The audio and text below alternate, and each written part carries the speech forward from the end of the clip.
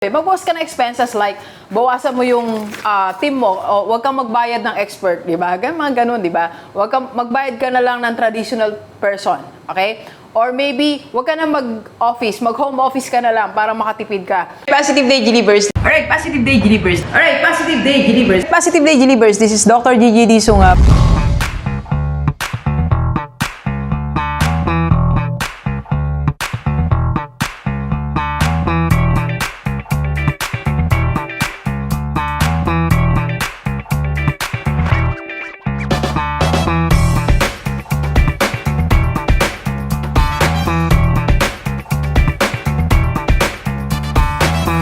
But anyway, Positive Day Gilibers. This is Dr. Gigi Disunga from Rockstar Holding Corporation. Magandang hapon po sa lahat ng mga Gilibers natin. And sa first time po tayo panood sa aking YouTube channel, thank you very much. Please subscribe, click mo na po yan, Doc Gigi Sunga. And sa lahat mag gusto magpa-coach kay Doc, or if you want to start, advertise, or improve your business, or you need a speaker for your seminar, face-to-face, and webinar, PM ka lang sa personal FB ko, nandiyan lang po sa paligid. And if you want to join my team, IMG Rockstar for your financial education and investment opportunity. And of course, SMDC Rockstar para sa mga OFW, gusto niyo magkaroon ng other source of income and buy your property here under SMDC. PM ka lang sa personal FB. Yan lang po. Okay?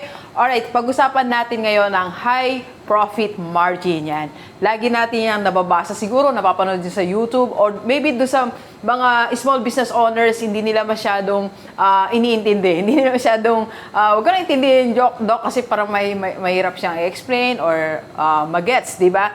Pero ngayong hapon, sisimplihan lang natin ang paliwanag ng high profit margin at ano ang paraan para magkaroon ko nito para, you know, mas kumita ang yung negosyo para mas marami tayong matulungan, di ba? Mas matupad mo ng mas mabilis ang yung mga pangarap, okay? So, let's go? Let's go na, okay? Habang tayo nagko-coffee.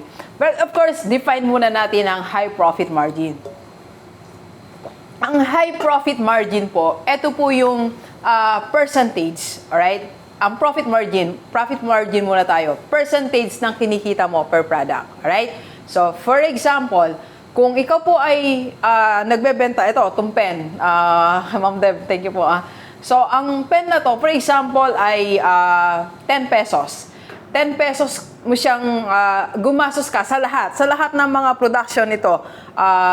Nag-assist sa'yo, materials, printing, and all, sending sa akin. So, sabi mo ng 10 pesos. Pagkatapos po, ibinenta mo siya ng 12 pesos. So, kumita ka ng 2 pesos. That means kumita ka ng 20%. Tama ba ako 20%? 20% kung tama ang math ko. So, ibig sabihin po, yung kinita mong 2 pesos, ang kinita mong 2 pesos, that's your profit margin, the 20%. Okay? So, 20% ang yung kinita. Tama ba ako sa computation? Kung di ako sure, 10 tsaka 2, 2 divided by 10. Divide mo nga.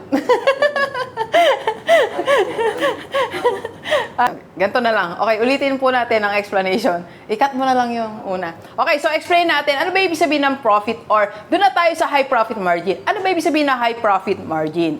Ang high profit margin, ito, illustrate natin. For example, ito po, pen. Alright? Ang pen po na to, for example, ang gastos mo sa lahat ng mga processing nito, pati manpower, printing, materials na binili mo, communication, coordination, let's say 10 pesos. So, tong 10 pesos na to, bago mo siya ibenta, ay gumastos ka rito ng 10 pesos. Itong pen na to, bago mo siya ibenta, gumastos ka ng 10 pesos. Tapos, ibinenta mo po siya ng 15 pesos. So, in other words, kumita ka ng 5 pesos. So, ang 5 pesos po ay kalahati ng 10 pesos. So, that means po, ang profit margin mo is 5 or 50%. Okay? So, kaya ito pong pen na to, pag binenta mo ng 15 pesos, ibig sabihin po, high profit margin. Alright? Kasi po, based on definition, marami po kasi tayong mapabasa na definition. Pero ito, meron ako isang article na reliable na nabasa natin. Pag po high profit margin, that means 30 to 50% ng expenses mo ang kinikita mo. Okay? So, if you, again, balik tayo dito. If you spend like 10 pesos and binenta mo siya ng 15, kumita ka ng 50%. That's 5 pesos, di ba? So, this is a high profit margin. Okay? Yun po ang ibig sabihin. Or maybe, kung meron kang ginawa, halimbawa, ito naman, itong mug na to, binili mo sa somewhere, binili mo siya sa Divisoria, nandito ka sa probinsya, gumastos ka ng pamasahe and all that, kinompute mo, lahat ng ano ko, Doc, ang aking gastos dyan ay 50 pesos. Tapos binenta mo siya ng 75 pesos kay Kumare, kay Aling Marites. Kay Kumare. So 75, kumita ako ng 25 pesos. That is 50% nung 50. So, high profit margin. So, yun po ang ibig sabihin. Gets natin? Okay. So, next question naman, ganito. So, ito ang tanong ko sa iyo ngayon. Yung mga binebenta mo, high profit margin ba? So, kung kumikita ka ng 2%, 5%, medyo hindi siya high profit. Kung kumikita ka ng 10%, hindi siya. 15%, hindi siya. Ito for standardization purposes, alright? So, for me, at least kung kumita ka ng 30%, that's good. Alright? So, okay tayo? So, reviewin mo ngayon. I-compute mo lahat na expenses, i-divide mo sa number of products. So, ito expenses lahat ng Doc. So, kumikita lang pala ako ng 5%, parang hindi siya high profit. Okay? So, kung hindi, ito ang dapat gawin. Meron akong dalawang suggestion. Okay? So, ito yung unang suggestion ko, ito yung traditional na i-advise sa atin. Traditional, ginagawa ng common. Alright? So, para tumaas ang high profit margin mo, simple lang, di ba? Para siya equation eh. Ito expenses mo, ito yung pagbebenta mo, ito yung kinita mo. Okay? So, para lumaki ang dulo mo, bawasan mo tong first part ng equation. That is your expenses, di ba? So, yan ang lagi nila sinasabi. Magbawas ka ng expenses like, bawasan mo yung team mo, o huwag kang magbayad ng expert, di ba? Mga ganun, di ba? Magbayad ka na lang ng traditional person, okay? Or maybe, huwag ka na mag-office, mag-home office ka na lang para makatipid ka.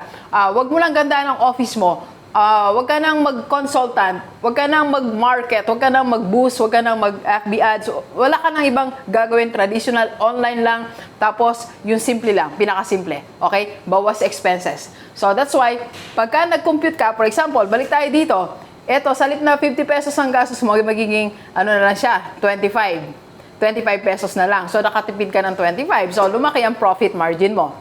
Gets? Okay? So that is the first way. Pero para sa akin, para kay Rockstar, hindi yun ang dapat mong gawin. Okay? Ito, personal opinion ko lang. Para magkaroon ka ng high profit margin, stay mo lang yung ginagawa mo. Stay mo ang office mo, mag-rent ka talaga, mag-hire ka ng expert, gawin mo lahat ng yung dati mong ginagawa. Okay? At mag-plus ka lang. Plus factor.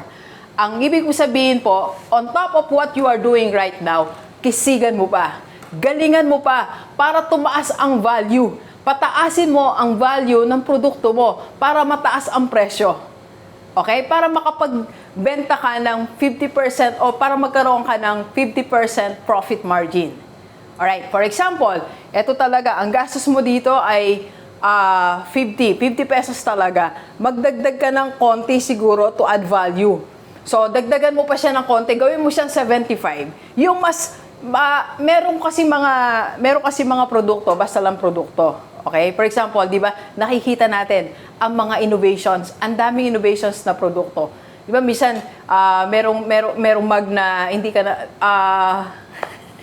ano ba yung ibang klase ng mug? Edit mo na lang.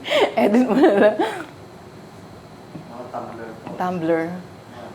Oo nga, ano nga yung mga innovation, yung, ano na siya, yung, self-heating po. Ano yun? Siya na nag-hit. Self-mixing. Self-mixing, no? Tapos yung hindi siya mabubuwal, no? Merong ano sa baba, hindi siya natatapon. May magnet, no? Oh, so pwede pong yung bilhin ng 100, no? 100% profit margin. Okay. Alright, so for example, ito, huwag kang magbenta ng ordinaryong bagay. For example, ito, may tumbler ka, meron pwedeng self-mixing, di ba? Siya na yung nagbi-mix. Or pwede rin may magnet siya meron ako nakita noon eh, may magnet siya sa dito. Di ba kasi yung mga mag prone siya pag nasa table? Gumagalo ka sa table, prone siya para matapon ng coffee mo, matapon yung kung ano may nino mo, di ba? Kaya may magnet, kahit ganunin mo yun, hindi siya hindi siya tatapon, hindi mag-spill ang laman niya. So, pag ganun po ang produkto mo, kahit ibenta mo siya ng 100% profit margin, bibili ng tao. At yung profit mo, 100%, ibig sabihin, gumastos ako ng 50 pesos, nabenta ko siya ng 100 pesos, kumita ka ng 50, hindi lang siya 50%, 100% ang profit margin mo. Okay? Bakit? Nag-add ka ng value. Alright? So, ang subukan mo po, pilitin mo mag-add ng value. Paano ba yung pagka-add ng value? Speed. For example, hindi ako babanggit ng company, okay? So, hindi ako babanggit ng company. Merong isang company na medyo mataas pag nagpa-deliver ka. Meron namang mura, pero it takes 2 to 3 days. So, saan pupunta ang tao? Dito sa mabilis. Kahit magdagdag ako ng 100, kahit magdagdag ako ng 50, sigurado naman ako, kinabukasan, within 24 hours, marireceive ng tao. Alright? So, ano pa? Halimbawa pa, dapat yung produkto natin, nagsusolve siya ng hindi lang isang problema, 2, 3 problema. So, imagine mo kung ito nagmi-mix na siya, tapos hindi pa siya natatapon, nasolve mo yung 2 problema ng tao.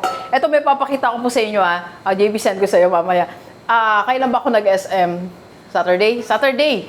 So, meron doon parang inuminan na pang sports. Meron na siya mga cube na yellow. So, yung cube na yon ilalagay mo sa freezer.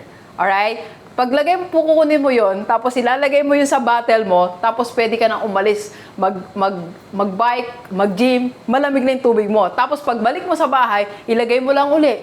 Di ba, di mo na problema? Di ba, minsan, may tubig ka nga, inabot ka sa, pagbabike, tapos ala ka mabiling yelo. Di ba, problema mo pa. Yun, mendon na agad. So, it's solving your problem. Kahit mag-plus 50 ako doon, bibilin ko siya. Kasi nasusolve niya yung problema ko. Alright? So, kisigan mo na lang, kapatid, para tumaas ang profit margin mo. Okay? So, sa atin lahat, sa mga may negosyo, so sana nakatulong ako. Unawain natin, mga kapatid, ang kahit na maliit na negosyo lang meron tayo, unawain natin ang konsepto ng profit margin. Para ikaw nakakapag-compute ka, para sulit ang effort mo, sulit ang time mo. Alright? So, hindi naman babawi ka naman sa client mo to have a high profit margin kasi nga, binigay mo naman yung best mo. Nag-add ka ng value, pinabilis mo, nag-solve ka ng problema, nag-offer ka ng solution. Isipin mo na lang ganito, itong bibili mo na to, it's a solution for you. So, dahil solution siya para sa akin na buyer, I will buy it. Okay? Alright? So, maraming salamat sa lahat sa inyo, okay? Please share this video sa lahat ng maibigan natin, kahit OFW o dito sa Pilipinas, para sama-sama tayo mabago at mula dating buhay. Thank you very much, G-Livers. Enjoy the rest of the day. Let's go, let's go.